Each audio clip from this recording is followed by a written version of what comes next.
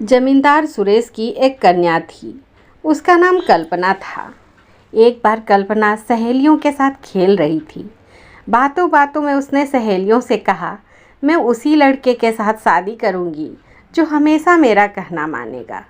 वहाँ से एक लड़का गुजर रहा था। उसने कल्पना की बात सुन ली।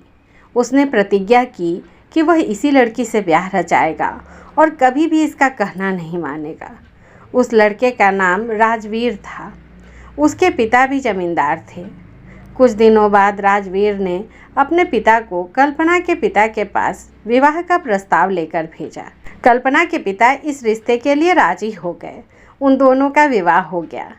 प्रथम मिलन में ही राजवीर ने कल्पना से कहा, एक दिन तू अपनी सहेलियों से कह रही थी कि तू उस लड़के के साथ विवाह करेगी जो हमेशा तेरा कहना मानेगा, लेकिन मैं कभी भी तेरा कहना नहीं मानूंगा। वह कल्पना को बुरा भला कहने के साथ मारपीट पर भी उतारू हो गया। मैं आपकी पत्नी हूँ, आपको मेरा सम्मान करना चाहिए। फिर भी आप मेरे साथ मारपीट करना ही चाहते हैं तो मैं आपको यह अधिकार तब दूंगी जब आप मेहनत से धन कमा कर लाओगे। अभी तो आप अपने पिता के धन पर ऐश कर रहे हो। कल्पना की यह बात सुनकर राजवीर नौकरी की तलाश में घर से निकल गया। राजवीर को रास्ते में आम का एक पेड़ दिखाई दिया। उस पेड़ के नीचे कई आम गिरे हुए थे। उसने एक आम खाया। उस आम की गुठली उसने जैसे ही पेड़ के नीचे की ज़मीन पर फेंकी, वहाँ पर आम का नया पेड़ उगाया। उसने बहुत सारे आम एक बोरे में भर लिए और सोचने लगा, वह इन्हें बेचकर बहुत सारा धन कमाएगा। आम का बोरा लेकर वह आगे बढ़ा ही था कि उसे 3 आदमी मिले। उन्होंने आमों के बारे में उससे पूछा।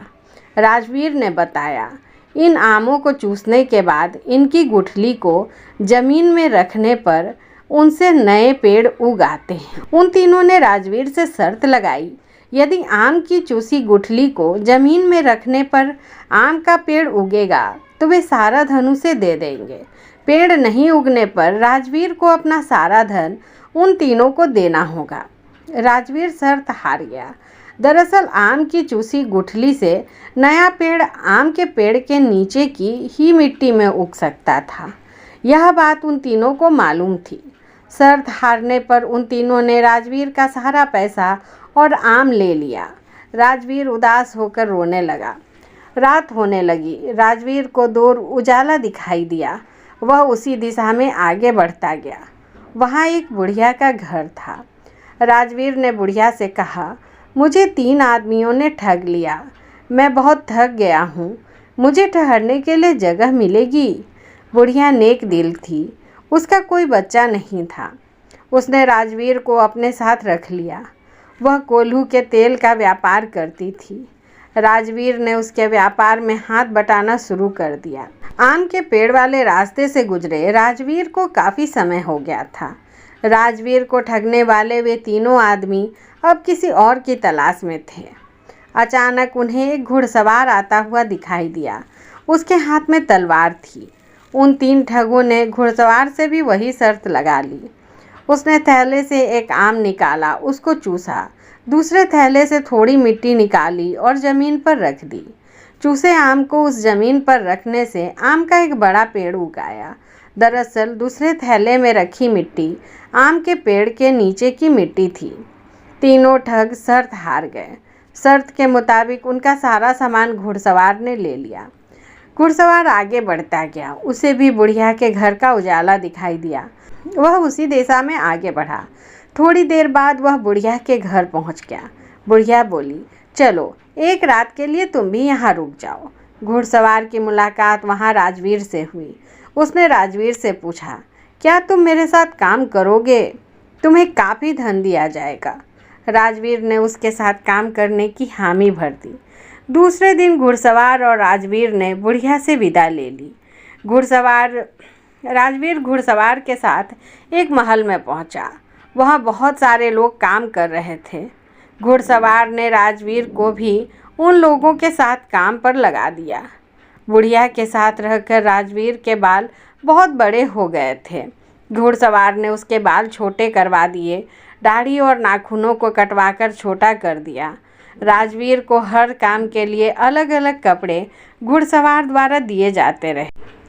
घर से निकले बहुत दिन हो गए थे। राजवीर ने सोचा, अब मेरे पास बहुत धन हो गया, अब मुझे घर जाना चाहिए।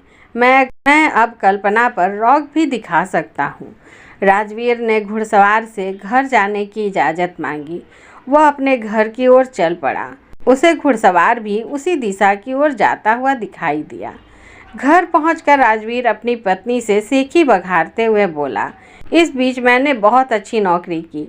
मैंने कई लोगों को नौकरी भी दी। तुमने कहा था जब मैं मेहनत से धन कमा कर लाऊंगा तब मैं तुम्हारे साथ मारपीट कर सकता हूँ। ऐसा कहकर वह कल्पना को पीटने के लिए आगे बढ़ा। कल्पना बोली, स्वामी, तुम अगर मेरे साथ मारपीट घर के अंदर करोगे तो किसी को पता भी नहीं चल पाएगा, किसी को खबर भी नहीं होगी कि तुमने इतना धन कमाया है। इसलिए आज आराम कर लो, कल सुबह सारे गांव वालों को बुलाकर मुझे उनके सामने पीटना। राजवीर उसकी बातों में आ गया। दूसरे दिन उसने सभी गांव वालों को बुला लिया। वहाँ बहुत भीड़ जमा हो गई। जैसे ही राजवीर ने पत्नी पर हाथ उठाने की कोशिश की, वह बोली, स्वामी, मैंने तुम्हें कहा था कि तुम मेरे साथ मारपीट तभी कर सकते हो जब तुम अपनी मेहनत से धन कमा कर लाओगे, लेकिन तुमने जितना भी धन कमाया वह सब उस घुड़सवार की बदौलत। कौन घुड़सवार? आश्चर्य से राजवीर बोला। वही घुड़सवार जो तुम्हें कोल्हू के तेल का व्यापार करने वाली बुढ़िया के घर से वापस लाया।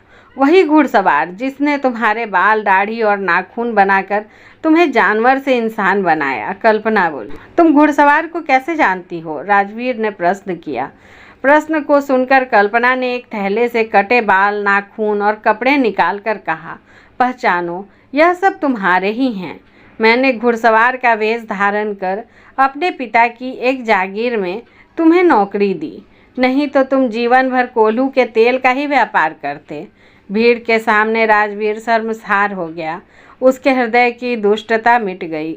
वह कल्पना के पैरों में गिर पड़ा। कल्पना उसे उठाती हुई बोली, तुम्हारी जगह मेरे पैरों में नहीं बल्कि मेरे हृदय में है।